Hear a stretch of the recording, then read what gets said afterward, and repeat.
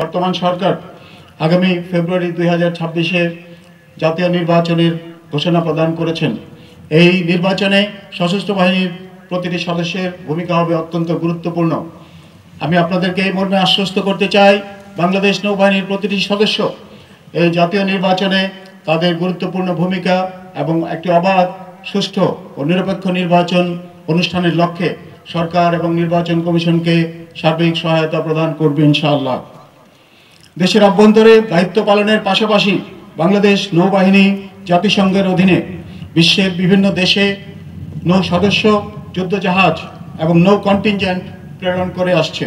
1993 সাল হতে এখন পর্যন্ত জাতিসংঘ শান্তিরক্ষা কার্যক্রমে বাংলাদেশ নৌবাহিনীর 7,500 জন নৌ সদস্য 30টি শান্তিরক্ষা মিশনে অত্যন্ত দক্ষতা ও পেশাদারিত্বের সাথে দায়িত্ব পালন করে চলেছে।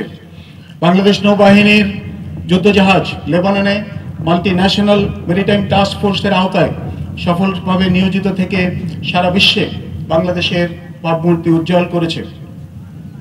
বিশ্ব শান্তি প্রতিষ্ঠার এই মহান ব্রত পালনে এ যাবৎকালে বাংলাদেশ নৌবাহিনীর 4 জন সম্মানিত সদস্য শাহাদাত বরণ করেছেন।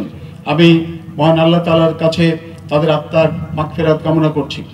এছাড়াও কাতার এবং কুয়েতে বাংলাদেশ নৌবাহিনীর উল্লেখযোগ্য সংখ্যক নাবিক বর্তমানে কর্মরত রয়েছে এবং ভবিষ্যতে এই সংখ্যা বৃদ্ধির জন্য আমরা প্রচেষ্টা চালিয়ে যাচ্ছি। প্রিয় নবীনবৃন্দ, আজকের এই প্রশিক্ষণ সমাপনী কুচকাওয়াজ অনুষ্ঠানের মধ্য দিয়ে তোমরা বাংলাদেশ নৌবাহিনীর গর্বিত সদস্য হতে চলেছ। তোমাদের সকলের প্রতি রইল আমার আন্তরিক শুভেচ্ছা ও অভিনন্দন।